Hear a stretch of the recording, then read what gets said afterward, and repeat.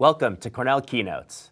I'm your host, J.R. Keller, and I'm an associate professor and faculty director of the Executive Masters in Human Resource Management program at the Cornell ILR School.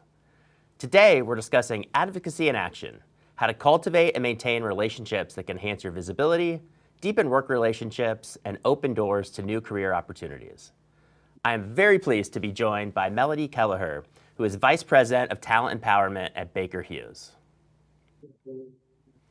This is our second keynote in our Future Ready Workforce series. And today's program comes to you as a result of a production partnership between the ILR School, the Center for Advanced Human Resource Studies, and our friends at Baker Hughes. Viewers, we're interested in hearing from you today and we'll take your questions. Please submit them in the chat. And heads up for resources, tools, and links to several online courses that I've authored in the chat as well. Okay, let's get into it. Mel, before diving in, I would love to hear more about your background and experience at Baker Hughes. Hello and good morning, good afternoon, everyone. It is such a pleasure to be here. So first of all, thank you so much for the invite, JR. I always enjoy our conversations together. As you said, my name's Melody Kelleher. I work for Baker Hughes, which is an energy technology company. We are in 120 countries and we make energy production safer, cleaner, and more efficient for people and the planet. And so I've been with the company for about 15 years. But my background is in HR, and so I've been in HR around 18 years of my life and lived in 4 different countries. Outside of that, I'm a mom of 2, so I have a 7-year-old and a 9-year-old as well, and I'm currently living in Houston. JR, I know today, this is a topic that you and I are both very, very passionate about. I'm very curious from your side, how do you explain advocacy? And is it the same or different in terms of mentorships and sponsorships? Mel, it's a great question. I think there's a lot of overlap and a lot of terms get sort of used to mean similar things. But when I think about especially mentorship versus advocacy, I see 2 main distinctions. And you can correct me if you feel a little bit differently, but when I think about mentorship, I think primarily about teaching, right? So if you try to find a mentor, you find somebody who might help you get up to speed in a new job, to learn a new program, to really understand the politics or unwritten rules of the organization, to give you advice on what job you might take next or who you should meet or whatever it might be. But it's really about a person kind of teaching you how to navigate the organization and make some good decisions about your career. When I think of advocacy, which I think is very similar to sponsorship, advocacy, it's really about what happens behind the scenes, right? So, if somebody is advocating for somebody else, really what they're doing is they're talking about them when they're not present, right? They're the one really championing them in performance review meetings or talent calibration meetings. They're proactively talking you up in other conversations that you're not a part of. They're actively making introductions on your behalf or finding opportunities that might be of great interest for you, either for your development or your career, and then bringing those back to you. But it's really it's a much more active, external-facing role than mentorship, which I think is more focused to the person. I don't know, does that make sense? Am I missing anything? Yeah, no, I do agree with you. I think with mentorship, it's usually somebody that has walked a mile in those shoes, right? Somebody maybe that's in a role that you aspire to be in, or who has a level of experience or subject matter expert knowledge in a particular area that maybe you're learning, you want to learn about. So I fully agree with your definitions there. And then on the advocacy thing, it's usually people that have a tendency to like to see others succeed. They're the ones that are talking about colleagues or people they work with in a positive way. A terminology that I recently saw I really liked was like a culture carrier, people that really believe in others and want to see them succeed. These people advocate for others because they believe in helping others to succeed. So, yeah, I love that. I love that term, culture carrier. And I think it's probably pretty clear from this back and forth that almost everyone would benefit from having an advocate. But I'm curious, as an individual, how would you advise somebody to identify and approach a potential advocate? I think there's the obvious advocates that we just talked about, where it's people that maybe you've seen or observed speaking positively about others. These are great people to, talk to and get feedback from, and also start talking a little bit about what your aspirations are. So people naturally in organizations are those sorts of people. There is also people that maybe you work on projects with, or peers or colleagues that you interact with frequently that could be advocates for you. Asking somebody to be an advocate for you is one thing, but I think more of the focus should be on how you're turning up on a daily basis. And, I always think about these three R's. It's relationships, reputation, and results. You need to be doing all three of those things. Otherwise, people are not going to advocate for you when you're not in the room. If you're really good at building relationships, people may like to work with you. They may enjoy conversations with you. But then if you're not delivering results and performing at a high level, they're probably unlikely going to recommend you for a project or a bigger role or more scope.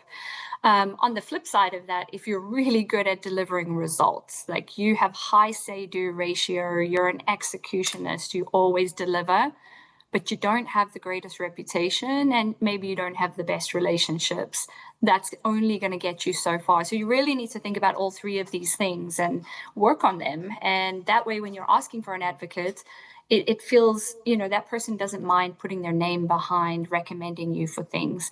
And you'll probably find that people will advocate for you more naturally without you even asking, because you're doing these things frequently.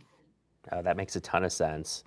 It does strike me though that if you're, like if I'm an individual in an organization and I'm thinking that maybe I don't have an advocate, or I don't realize that I have an advocate and I'm searching for somebody, and I want to approach them, that there could be like a fine line between being seen as genuinely asking for support versus being seen as self-promoting. Does that sound right to you? Is that a tension that makes sense? Yeah, it definitely is. And I love this question, JR, because for a lot of people, this is a real thing. There's not a lot of people that love to put themselves out there. Maybe they're, more on the quiet side, and, that feels uncomfortable. And then you have the flip side of that, where if you take it to the extreme and you're constantly talking about how much impact you're having and what your desires are or your ambitions are, it can be seen as entitled. So there's a balance between being ambitious and finding advocates for you versus, also being humble and patient. Things don't happen overnight. And so a lot of people that will reach out to me and say, Mel, I'd love for you to advocate for me when I'm not in the room. I'm always like, okay, let's have a conversation. Like, what is it that you're looking to do? What is your North Star? And then this may take some time. So, what are you doing to position yourself to be considered for these roles? And it goes back to those three R's, right? Building relationships, delivering results. So, I think it's about showing humility, patience, and then looking inwards of what am I doing outside of asking people to advocate for me? Am I turning up every day and showing people that, you know, I would be a great addition to their team, whether it's through my behaviors or through my results. Yeah, Mel, I think Uh, I want to kind of build on that a little bit is that, when I think about the three R's, which I love that way of thinking about it. When you think about reputation and results, right? Like those both take some time. Reputation takes a little bit of time to build, and results take some time to build a track record and deliver. And I think certainly one thing that I see, or at least I see sort of managers maybe complaining about a little bit with sort of younger workers a little bit, is like there is I think there's this natural tendency to start a job and then already be thinking about like, well, what's the next job? Like, how do I get promoted from this job? And I think often if you come into a job with that mindset and are already sort of asking people to think about you for this next role before you've had a chance to develop a reputation or show results, I think that's where it maybe crosses that line into where you yeah, feel like I'm really looking at the perception is you're looking out for yourself and not necessarily trying to deliver for the organization. yeah. I agree with you. And I think we're in this, era of being in a hurry to get places. We have access to information right at our fingertips. We can do multiple things, travel and grow and learn continuously. It's created this expectation to constantly be moving and growing. And I think there's a lot of value in staying in a role for 2 years or even longer and marinating in that and becoming an expert in an area, or at least gain the experience. I think of all of the roles that I've had in my career, I've spent at least a year to 3 years in those positions that have then led me to the role that I'm in today. Had I bounced around quickly, I would know enough, but not enough, if that makes sense. And so sometimes we need to just take a breath and slow down a little bit. There are going to be times when you move fast, but it's also okay to stay in a role for a bit longer. And it goes back to this question of, being seen as maybe entitled or wanting to move too quickly. Things do take time. There's a great saying, all good things come to those who wait. It's true. If you have multiple advocates for you and they're talking about you when you're not in the room, the right role and opportunity will come. You don't have to jump at every single thing that comes your way. Be really thoughtful about what it is that you want to do, and then, take those opportunities that will help you grow, but don't rush all the time to do everything. Yeah, and I think when you're approaching people to be an advocate for you, I think part of what you want to be able to do is help them make the case for you when you're not there, right? Like I think about this, anybody who's ever asked somebody to write a letter of recommendation for them, right? Like it always helps if you can say like, here's some of the really nice things you could potentially say about me, or here are some of my accomplishments, to make it easier on you to make a good case for me. And I think part of maybe one of the ways to think about it is it's better to start seeking out those advocates, or at least initially, like when you have a case, right? Like, do I have something that I can bring to the table? So it's not that Yeah. I don't think either of us are suggesting that you wait and kind of hope that people make the case for you, or that you just need to stick around in the same job forever. But there is, like, you have to be really thoughtful Yeah. and think You know about what I've seeking seen out work folks. really well, and you just made me remember this actually, is when you ask for feedback. So if I was approaching you, seeking you to be an advocate for me, and I started it off with, JR, I've known you for a while. I'm really looking to grow personally. What is your feedback for me? Do I have an opportunity to grow?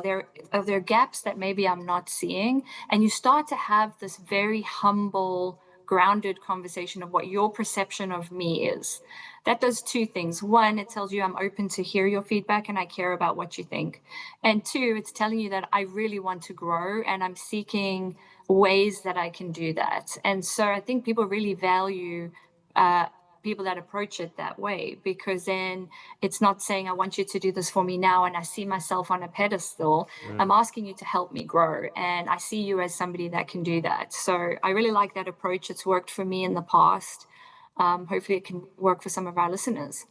I think so. And now we have our first question from the audience from Eric B. And I think you'll really like this one. What if your tenure over the past few years has been relatively short because of a cultural mismatch or extenuating circumstances beyond your Mhm. control? When you go to talk to somebody, how do you explain those circumstances without coming off as jaded or placing the blame on somebody else? Yeah, it's a great question, and realistically, I think we've all at some point in our careers maybe had to make those decisions. People that are doing the interviews, whether it's talent acquisition or hiring managers, they don't expect everybody to be at a company for 15 plus years anymore. I think there is a level of understanding that people are moving around much more frequently now, especially kind of early to mid career. You'll see a resume where people have bounced around a lot. When you're explaining these moves, I think the best thing to do is highlighting the things that you've learned. So, here are some positive things about this role that I just did. Maybe you learned some new skills or competencies. Maybe it was a global company. Highlight the things that went well. And then you can say, look, it wasn't a fit for me. So I'm seeking a way to find a company that's better aligned to my values. They'll read between the lines. They may ask you some follow-up questions, but I think being honest is fine. You know, we all know that there are some companies that just don't fit for certain people. So Yeah, Totally agree. Totally agree with you there. I think it's really interesting, Eric. This is just like a side note for our audience too. My colleague Rebecca Kehoe and some colleagues just finished up a study. Super interesting, kind of looking at people who have had multiple jobs over a short period of time. Turns out one of the advantages is that it's really much easier to adapt to a new culture if you've done that in multiple times before. So think about how you can sell that as part of as a story. And you said something really important as well, that in a lot of ways it's very positive to get a lot of experience from different industries and different roles, because you bring a fresh set of eyes into an organization where some people may have been there their entire careers. So I don't think one is better than the other. I think you need a mix of both in an organization. So you have your people that have been there from day one, and then you have your people that have come from multiple backgrounds and maybe different geographies, and both create a lot of value for organizations. So, the big thing is being proud of who you are and what you can contribute to the company, regardless of where you've been in the past. It's what can you bring to the table that makes this organization a better place. So, JR, you said something as well. I'd love to ask you a question. You've spent quite a lot of time studying how individuals build careers within organizations. Are there any insights from your work that shed light on how advocacy shapes careers? Yeah, that's a tons of really good insights here that I think are really interesting to note. Is one is that moving around inside organizations is a way to naturally collect advocates over the course of your career, right? So obviously, you can spend a lot of time working for one particular manager. You can develop really great relationships with them, but eventually either you're going to be ready to move on or they're going to move. And you're going to want to think about what opportunities are next for you, right? And really what you want in an organization is ideally, right, you have a great advocate, but ideally you have a series of advocates throughout the organization. Because if you're at a place like Baker Hughes, right, how many employees Baker Hughes? Gosh, we're close to 58,000.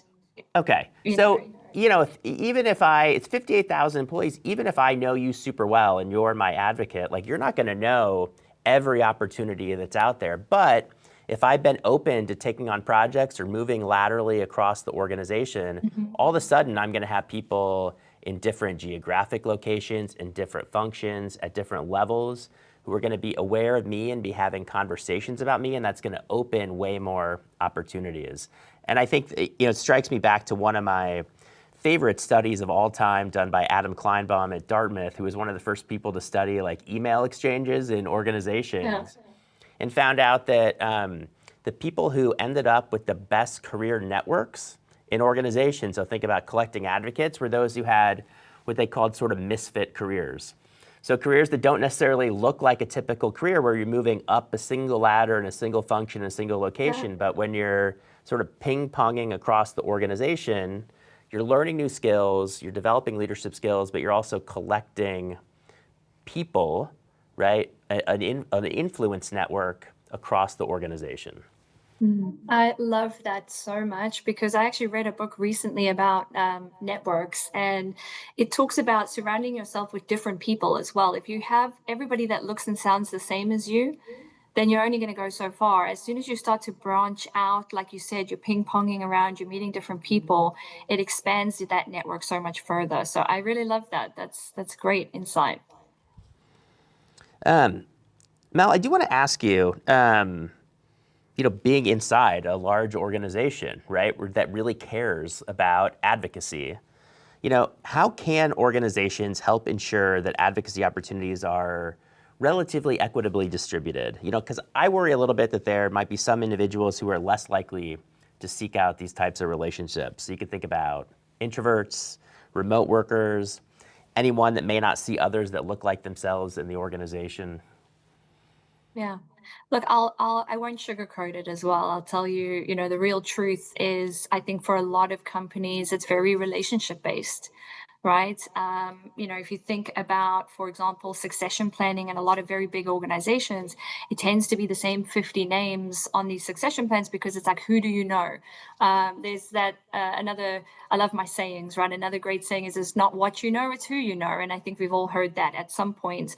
The good news is that with AI and automation and the systems and the tools that we're using today, it creates a lot more visibility of talent at scale. And so when you work for a company like Baker Hughes, we actually invest a lot into that. So we really want to create more transparency of talent. When you have an organization that's very big, there's no way that I can know close to 58,000 people. I would love that, but it's not Right. possible, right? So I need a way to see what are people's development opportunities? What is their performance at the end of the year? What are their goals? What are feedback that they've maybe received from their people leader or peers? So using the tools to make better informed decisions about our talents is where we are today. So that's the good news. But there's still work on your side as a person, right? So you know that the tools are working, you need to trust the process and keep them updated. But on the other side is if you are an introvert and you're somebody that is more on the shy side and you don't like to tell people about your life story and what you're motivated by, I would encourage you to start small and talk to the people in your close circle. So peers, your leader, people you're working on projects with, maybe somebody in HR, or if you have a talent management team. These are great people to talk to about what you want to achieve, or get some feedback and advice. You don't need to be the loudest person in the room to get an advocate, and you don't need to go and shout from the rooftops everything that you desire. I think you just need to be very thoughtful about who you have in your circle, and then start to approach people in explaining who you are and what you do and what you're passionate about. I know we'll talk a little bit about this, JR, but having a good elevator pitch is so important because you just never know who you're going to meet. You could jump into an elevator and there could be a hiring manager and they say, JR, pleased to meet you. What do you do for the company? And if you kind of freeze and don't say anything, you've missed that opportunity to say, you know what, I work in sales and commercial and I absolutely love working with different customers. And, that 2-minute intro can be very memorable if you just get used to saying it and practicing it. So, it's those two things. It's trusting the systems in companies, that we are looking at ways to create more visibility and more fairness to moving people around, but then also doing your part on how you turn up and how you speak about yourself. Yeah, I think kind of related to this. Hold on, we got a great question that came in from CPA Guy, a handle that I love. Speaking of like being in sort of challenging places, like how can you create new advocates when you are in a powerful but maybe a more isolated or unpopular position in the organization? That's a tricky one, right? Because you might be in a role where maybe it's like governance or legal or maybe finance or even in HR, by the way, we're sometimes the bearer of bad news. So, That's true. there used to be a joke when you see HR turn up, everyone closes the blinds. No, I think there are ways to change people's perceptions on the role, the function, and you. Again, going back to what I said earlier, people really like to work with people who are passionate about what they do. It doesn't matter what the role is. If you're an approachable, friendly person, people will see through maybe what the challenging role is, or maybe the difficult message that you need to deliver. So it goes back to that reputation and relationships. I would probably just think, why is it that I feel I'm in a role that is, hard to be an advocate for, and get some feedback. Feedback is like the greatest gift. I would ask some people, hey, I'm thinking of getting some advocates. What is some feedback for you? What are some of my challenges that maybe I can consider? Is there a way that I can start speaking about some of the more positive things versus, have this perception of me that's this way and it's not necessarily true? So I'd ask for feedback. Yeah, I really love that. And I do think it comes back to this idea of like, if you really want to get comfortable, I think whether you're an extrovert or an introvert, this idea of an elevator pitch that you came up with to have this first conversation. And we had a follow-up question related to this, so I'll toss this over to you, from Ciara, who says, I love the insight about starting small and sometimes the hardest part is making the first step, right, to approach somebody. Yeah. So what are your suggestions to build a memorable elevator pitch? Yeah, and again, I mentioned AI earlier. So for those of you who are playing with ChatGPT and Copilot, you could write yourself a full page of just downloading your thoughts and ask it to summarize it into a few sentences. That's obviously the quick way if you have access to tools like that. But I would just pick somewhere between, 5 to 10 sentences, something personal as well, not just work related. We're people too. So you want to create these hooks for people to connect with you that are on a deeper level than just I'm Melody and talent empowerment. I work for Baker Hughes. We were chatting before about this wonderful podcast that I listened to during the pandemic, and it really stuck with me for years. I really, really loved it. I was saying it feels like 1,000 light bulbs went off in my mind because it makes total sense. And the whole message in this podcast was about luck and lucky people and unlucky people. And the experiments and the research that they did was to try and understand if this is a real thing. Are there really lucky people and are there really unlucky people? And the outcome of these different experiments was not that people are lucky or unlucky. It's how you turn up in the world. So you asked me to introduce myself at the beginning of this call. And I told you a little bit about myself. I'm a mom of two. I've lived in 4 countries. I'm not just a person at Baker Hughes, there's a person as well. What I've done is I've given you multiple ways to connect with me. So, JR, you may be like, oh, wow, I've also got kids. We have kids the same age. What sports do they do? What are they doing for summer camp? We should get together. I've also lived in 4 countries and I'd love to go to South Africa. Maybe you can give me some ideas on that. So people will find ways to connect with you on that level. So for your elevator pitch, when you're writing it, think about who you are professionally, but also who you are as a person. And that way it shows that vulnerability. And there's tons of research into when you're vulnerable first, it builds trust really quickly because they see, oh, wow, okay, he's telling me something about himself. Maybe I can tell something about myself. And it just builds a really strong relationship quite early on. So practice your phrases as well, because the more you practice, the easier it gets. So it will become easier. JR, I have a question for you now. All right, I'm ready. Got great questions from the audience, but I would love to hear your thoughts on this as well. We've talked a lot about finding an advocate and what they can do for your career, but I'd like to know on the flip side, what does it mean to be a good advocate for somebody else? It's a really great question. I think in some ways the specifics or the way you enact this might look different from person to person, but I think the idea is really like making sure part of it's a mindset is that you have the individuals that work for you who you're advocating for, you really have their best interest at heart, right? So you're not advocating on your behalf to make you look good, but you really want to sort of sing their praises. And really, it's really thinking about what can I do to help develop this individual or help them advance their career, right? And so I think a couple of practices that are super helpful here.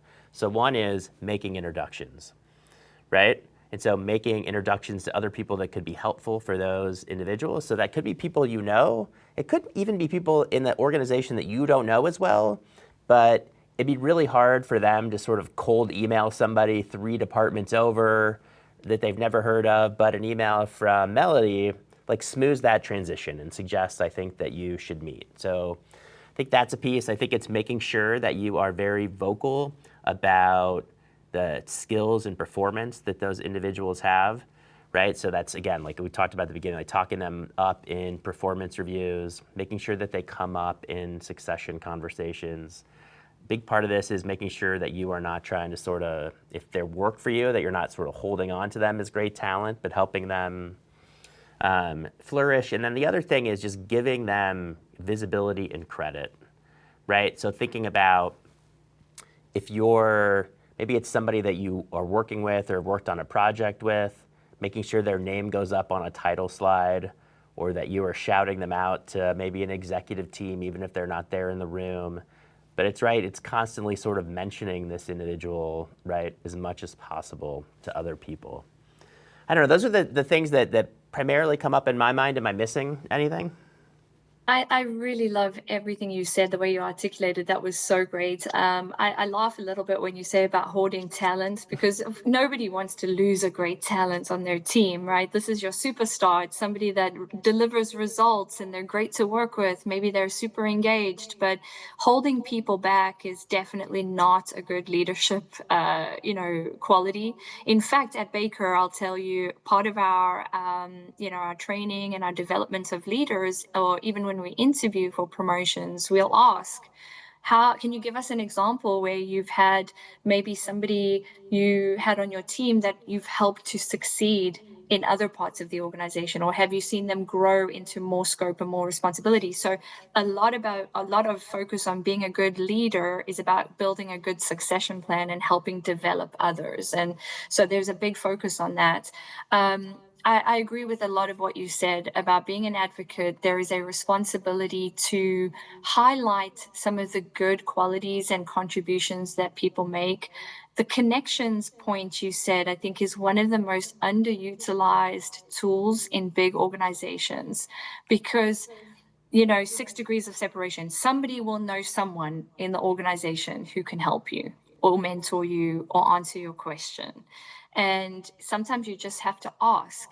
That's the scariest part of raising your hand and saying, I don't know the answer to this, or I really want to be in a part of the organization I don't have any experience in. And finding that person that says, I don't know the answer, but I know someone who does. Let me introduce you to them. It's such a powerful way to build a good culture in a company, a culture of camaraderie and high levels of trust is when things like this happen on a daily basis. If Yeah, I that's how love you do that. work, then. And I guess one thing that I would add to that is that if you want to practice being a good advocate, I think when we often think, and kind of I think conceptually we think of advocates as being people like multiple levels above us, right? Somebody who has more influence and can open more doors and make the case to folks that we might not have immediate access to. But you can be an advocate as a colleague. So you can practice this in a department team meeting and recognizing somebody who's helped you put together a slide deck or help you with a difficult customer call, and like recognizing contributions that are often invisible, right? That don't show up in might not be captured by any of these AI tools, right? That help us capture performance. But if you're fortunate to be in one of these organizations that has like a buddy reward system, right? You can kind of give points, et cetera. So making sure that you practice doing that and actually thanking people and making sure that that becomes recognition. Again, I just want to note, like, you can advocate for your friends and colleagues that are more at your level. You don't have to wait until you're in an executive role to become an advocate. Yeah. Yeah, you're spot on. And you also said something about, giving credit where credit's due and exposure and opportunity for people. Again, that's not just at the executive level. I think all of us that are working on projects, just saying, you know what, I didn't work on this spreadsheet or this presentation. It was JR that put a lot of work into this, gives the visibility where it should be. This is the person that's really rolled their sleeves up and done a lot of hard work. I have to also admit, I work for a company where we have a very good culture. I'm very proud of the culture that we have. If you work for a company where maybe the culture is not like that, let's say, for example, everyone's competing for the same role, or, there is this culture of taking credit for everything when actually there were other people that worked on it. We can't be naive to think that it doesn't exist. It does. There are companies like that, but it takes one or two people to change that, and it is very contagious. So if you as a person are seeing this happen around you, be bold enough and courageous enough to say, you know what, I'm not going to be like that, and I am going to help others rise, because you rise by lifting others. And people will know this about you. And it goes back to what we said at the beginning: relationships, reputation, and results. If you behave that way, people will gravitate towards you because they see you as a leader with no title, and they're going to want you to be on their team, and they're going to want to work with you. So, it's a pretty deep conversation because there's lots of factors of culture and what your people leader is like. Are there somebody that is a good advocate themselves? Yeah, Mel, I think because you have such a great culture of advocacy already at Baker Hughes, you know, aside from sort of individuals and just engaging in the behaviors that they'd like other people to see, are there any other organizational conditions or trainings or reward practices or something that if folks are in organizations that maybe aren't currently supporting this culture, are there bigger picture things that organizations can do to sort of build up a culture of this? Yeah, I mean, I would encourage anybody that's a decision maker in terms of hiring, promoting, building teams, or creating opportunities for others to always look around the room and see who else should be in this room. You don't want to surround yourself with people that look and sound the same as you and that will agree to everything you think. You want to have people around you that are going to say, you know what, I think you're missing this, and why don't we consider this person on the team because they might bring something different to the table. My boss actually does this really, really well. Whenever we're talking about different talents and moving people internally around the organization, he will always ask the same question, which is what else can they do?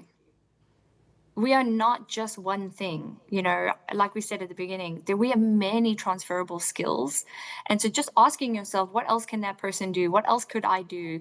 What else, could I be on a project or in a different forum, really helps to bring that visibility and opportunities to people in an organization. So I think for that specific question, my advice would be if you are somebody who can influence and have an ability to help others rise, start asking yourself these questions. Who should be in this room that's not here?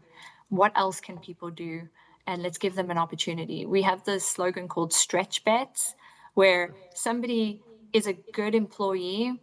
Maybe they don't have all the experience, but I'm willing to take a bet on them and give them a stretch bet, meaning I'll put them in this role. I know they'll be successful because they have all of these great behaviors and some experience, but there might be a big learning curve for them, but I'm willing to do it. So, that's some other things that we do as well that work well. I have a question for you, JR. We talk a lot about internal advocates, right? And you touched on it a little bit through the conversation, but what are your thoughts on finding advocates outside of the organization? Is it worth the time? And what are some unique benefits that they could bring to you? Yeah, I think unequivocally, yes, it's worth the time and energy to find advocates that are not just in your current organization. I think you talked about this way at the beginning, is that oftentimes you're probably not going to be at the same organization for a really long period of time. So one is advocates outside the organization can help you find other opportunities, right? Not in your organization, for careers for the future, may even be aware of other training programs or degree programs or other opportunities that might help you develop your skills and find your passion. I think it's also worth thinking about the fact that, when we think about careers, I think certainly early on, and certainly in my corporate career early on, I'm sure early in your career, I think often we think about getting promoted. Like it's really kind of the natural thing. Like I want to advance, I want to move up, I want a promotion, I want the next title. I think as you get a little bit further on in your career, you start to realize that it's not necessarily just the next promotion, but it's like, what am I interested in? Where can I show my skills in different ways? What opportunities? So it could be like you want to serve on a nonprofit board, right? Or do you want to be on a school board, or any one of a million things. Maybe you want to be on a corporate board. It doesn't have to be boards. I know I just gave 3 different board examples. But those are different ways to both gain new opportunities, gain visibility, sort of stretch your skills in more interesting ways, keep you engaged and interested, even if you're kind of like maybe a little bit plateaued in your current role in an organization. And I think those things are super valuable, and you can't necessarily count on individuals in your organization to be looking for things outside the organization for you. Yeah. You reminded me of something really important. Actually, somebody was recently asking me this. They were like, "How do you know so many people?" And I was like, I didn't really think that I did know so many people, but I think it's a lot of what you just touched on. If I think about how we ended up here today, you and I were in a totally different meeting on a totally different topic, and we started talking about advocacy, and we both share this passion for the topic. And fast forward a few months, and here we are talking about it with lots of different people tuning in to hear these insights. So having these connections outside of the workplace are really important. And it can be through charities, it can be through boards, like you mentioned, it could be through these different institutions that maybe you associate yourself with. And it is again about building relationships and networks around you that if an opportunity comes up, that I know now to think of JR. It's like we had this great conversation, it was really engaging. So now anytime something pops up, I will think of you. And that's how natural advocacy really works is, are you going to be a person that people remember so that when something comes up, I know to mention your name? And I think that thinking about it that way will also encourage you to think about who you have in your circle. And maybe if there's a gap, you can go and seek to fill that gap. So being with charities or churches or institutions or boards or education colleges and things like that, it's up to you how you go and approach that. But you just never know what door can open unless you put yourself out there a little bit. Well, I have a follow-up question that pairs naturally with what I think is great advice from Kimberly. Is there a limit to the number of advocates one can have?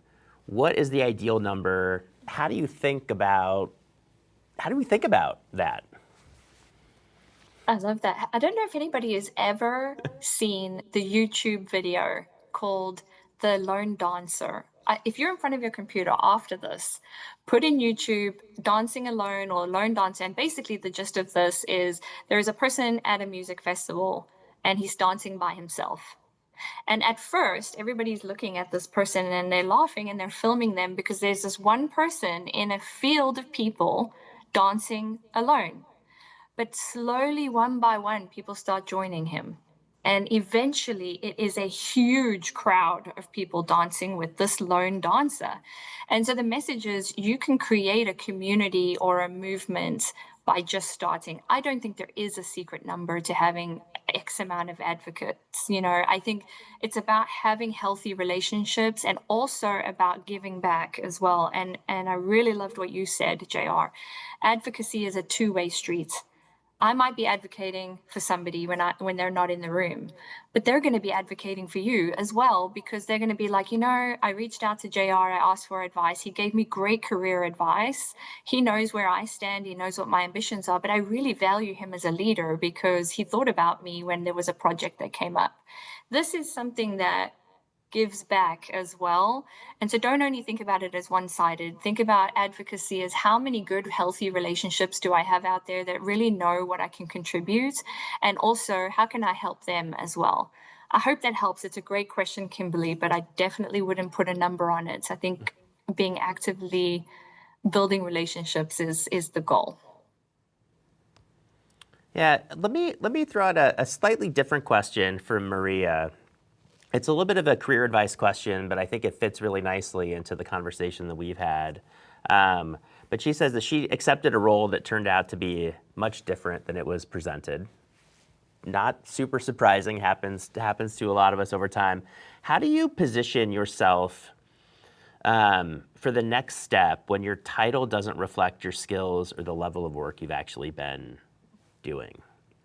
So I think part of that may be thinking about your elevator pitch and how you talk about things when maybe you feel like you're, I'm in talent enablement, but really you actually do 18 different things at Baker Hughes. Like how do you Yeah. build that Yeah. story? By the way, that's the challenge with job descriptions today because there's always that like last sentence that's like not limited to this Yeah. because there's always going to be things that maybe come to you that are not necessarily part of your job description. I think without knowing the actual situation in detail, I'll give you my thoughts, but of course, having the full background really helps. But if you're hired into a role and that role substantially changes, like more than 30% has completely changed, then I think it definitely warrants a conversation with your leader, right? I don't know, a lot of organizations do talent management processes where you have like mid-year reviews and end-of-year reviews or frequent conversations. And I would use one of those to say, look, I'm really enjoying my role, but I've noticed over the last, several months that things have changed a little bit. And it could be that maybe the organization has evolved. Maybe the team has changed. Has somebody on the team left the company and now you're picking up the slack? Is it that you went through an acquisition and there's a new company in the mix? So there could be lots of various things that have happened, but I think good communication with your leader on the role that I thought I was in is changing. That's fine. Let's talk about it. But at a point in time, I would like to think about what's next. I'm happy to deliver in this role. I'm not going to leave you hanging, but I'm also ready for my next challenge, or I'm ready for a change, or maybe this isn't the role that I thought it was. I think the relationship with your manager in this situation is really, really important.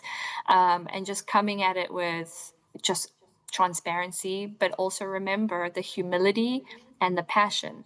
If you are loyal to the company and you enjoy the company and you like your manager and the team, you want to phrase it as, look, I like what I'm doing. I'm not complaining, but I also recognize that things have changed. So help me understand from your side what's changed. Is this permanent? Is it temporary? Do you just need help short term? Or is this actually what the role is? And maybe I misunderstood the job description. Mel, I have a question for you that I didn't ask you to prepare for. So I'm going to throw one that I think is a good one, but I think it happens in reality. So part of the reason that people will often seek out advocates or may actively is because they don't necessarily have the best relationship with their direct manager. I mean, ideally you have a great manager, because what all the research says and what I think most people's experiences probably are is your direct manager can have a tremendously positive influence on your career, your development, your level of engagement. Like if you have a great manager, right, say thank you, because you're really lucky and it can really, really help. And we all probably have somebody in our career that we can remember as kind of that leader that we aspire to be like. But if I don't have a great manager, right, and I want to find an advocate, are there any sort of politics somebody should think about in terms of like building kind of an influence network that doesn't necessarily include the person that you report to? Yeah. Oh, this is a spicy question, but it's an important one because you're right. In some cases, it's because you feel your manager is not advocating for you, and maybe you're almost stuck. And I would then think to some of those trusted sources that you have. If you have an HR team or a person who supports you from an HR perspective, always really good to have a conversation with them. If it's not them for you and maybe you don't have a great relationship with them or they don't exist, then think of maybe a colleague or a peer or somebody else that's trusted in the organization to have a conversation with. As uncomfortable as it is, I would always encourage clear communication with your leader as well. If it takes a little bit of courage, but again, if you have the right words and you come at it from a calm and humble way, you could say to your manager, look, I really love this company. I really care about what we're doing and the work that we're doing. I feel like I'm a little bit stuck, and I want to know from your side, is there anything I can do to position myself for another opportunity, more challenge, more scope, more responsibility, a promotion, whatever the goal is or whatever the want of the individual is. I do always say try to build that relationship with your manager. If the relationship with your manager is really sour, then it's challenging, right? There has to be somebody in the organization you can talk to, a friend or someone. But I would start small and go that way. Where it starts to get a little bit political, and to your point, Gerald, where it's a little bit of friction, is if you go above the leader and speak to their boss. I've seen where that can be seen as, wait, hold on a minute, why didn't they just come and talk to me directly instead of going to this person? I mean, these things happen. People do things. The follow-up question to that could be, what if I have a better relationship with my boss's boss? Yeah. Hopefully you have a strong sense of confidentiality in the company where you can reach out to some of these trusted advisors and just ask for advice. But yeah, I mean, I'm sure those scenarios do exist. Yeah, I don't know if I have great advice, great answer to my own question, but I do think it's worth being thoughtful, right, about thinking about the trade-offs and the politics. It's also why I just think it's really, like, back to your early advice about like having an elevator pitch, sort of being reciprocal when people come to you for advice and ask questions is you're going to like, this is an easier situation to deal with when you already do have kind of an existing network, because then you're not like Yeah. kind of stuck on your own and then trying to find somebody else. Yeah. But I do think, if you are in a position like that, like you do have to, like, if you don't reach out and ask somebody to advocate for you, at some point, nobody's going to do it and you are going to be Yeah. stuck. And so there is a point where Yeah. you do need to think about who to go to. JR, it's part of the question you asked before. I'm sure there are also situations where individuals may feel like maybe their leader is not advocating for them because they may feel threatened by the person. Like maybe that's because they want to take their job. Or, are you asking for more scope because you want to take my role? I'm sure that exists, right? Humans are humans. We have emotions, we have reactions. And those are not easy situations to navigate as a professional, regardless of how senior or if you're early career, mid career. If you have a situation like that, it's challenging.